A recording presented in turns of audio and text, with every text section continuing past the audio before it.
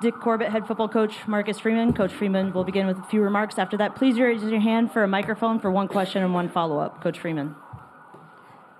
Yeah, obviously disappointing outcome, and as I told the team, you can get the outcome that we got and put it on one play or one person or offense or defense or special teams.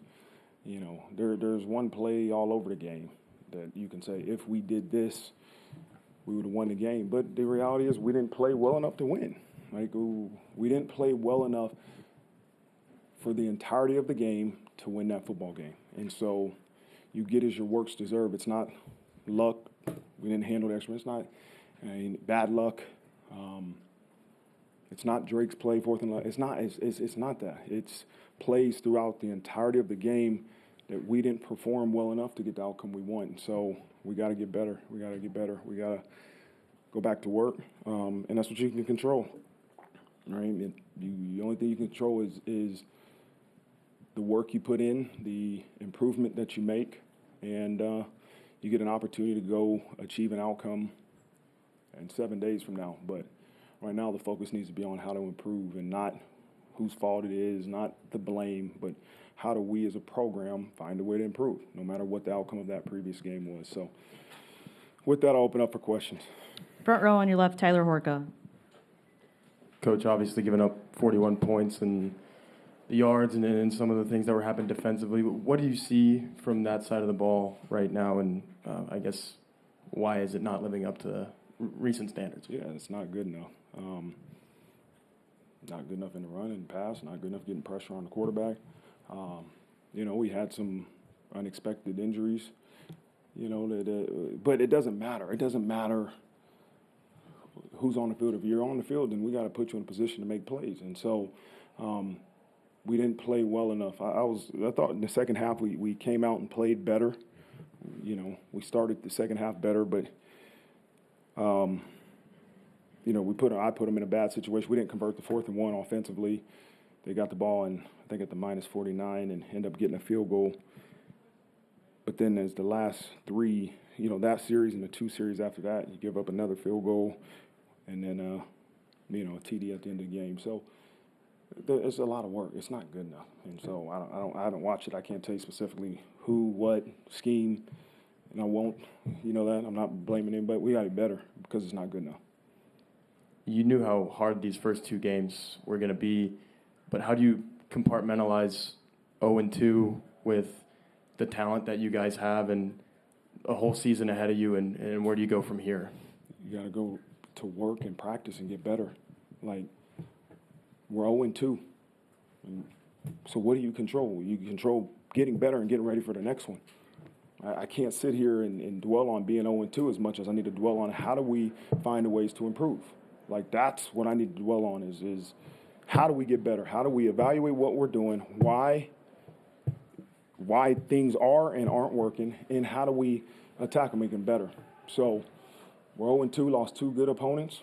We're guaranteed 12. That's what I always say, right? And so we got a next one coming up soon. Front row on your right, John Bryce. Hey, Marcus. What did Tyler say happened on the PAT? I didn't talk to him. I didn't ask him. I was trying to get ready for the next play. I didn't know if you'd seen him after the game. And then you talked about it after Miami, and you said all our goals are still in front of us. We can still go do a lot. Now that you're 0-2 and you don't have that conference affiliation, are all your goals still in front of you this year? We got to focus on getting better for the next week. The future's uncertain. I don't know what's the playoff number and all those things. It doesn't matter. We need to focus on getting better and getting ready for next week. On the left, Tyler James. Marcus, how frustrating has it been that the pass defense just couldn't sort of come through tonight? Why was A&M able to have so much success there? It's probably multiple different things. Early in the game, we were playing a little bit more zone and not getting enough pressure on the guy, and some guys were running free, made some big plays, kind of attacked Marked on the one that he came into games, and he's got to learn. That's it. We got you out there for a reason. Go out there again, and if they throw a double move on you, go make the play. Right? You got to learn sometimes by losing, but I don't know specifically like why all the past yardage was happening. I know there's some big plays. Like that's the number one reason is the explosive plays. Why were there explosive plays? I'm sure it's about pressure. I'm sure it's about coverage. Like there's probably a lot of reasons. I'll let you know when I see you guys on Monday. But I mean, it wasn't good enough. It wasn't a standard. Was Devontae Smith able to play tonight? I'm not sure if he played at all. Injured. Okay, thank you. He's injured. I think he got hurt in. He was sore, but I think in pregame warm-up he rolled his ankle or something like that. Front row on the right, Pete Sampson. Marcus, with CJ Carr, like, what's the difference between stuff you can live with and you just have to with a young quarterback versus the upside that you sort of see flash from time to time? I mean, you got to live with the tip ball that turned into a pig. I mean, that I don't know if it's his fault or the old lineman's fault for letting the D lineman get his hands up, but I mean, I thought he played really well. There's nothing that I can think of at the top of my head that I say, hey, you got to live with that, right? Like, I mean, he did a heck of a job tonight. He led our offense, protected the football. I mean, was putting the ball in great places for our wideouts to make some plays. Protection-wise, that's a tough defense, and we did a really good job protecting in third down. So he's playing well, man. As you evaluate your defense moving forward, is there any chance that like you would change how it's called? Like who calls it? No, it's not the call. It's the execution, and I've always believed that. I think sometimes calling things, I've been a play caller, at times can be overrated as much as it's the execution of that play call, and so that's what we got to evaluate. Maybe we'll look and say we probably shouldn't have called this in that situation. Those are things you always look at, but at the end of the day, why aren't we able to execute in a way that we believe we need to and should? That's the question that we got to get answered. Up the middle on the left, Mike Berardino. Marcus, the targeting ejection on Adon, did your guys upstairs have an idea if that was warranted and just how difficult was it to overcome that? Yeah, I mean, is it warranted? I mean, he caught it. He said he ducked his head, lowered his head, and led with the crown of his helmet. I can't.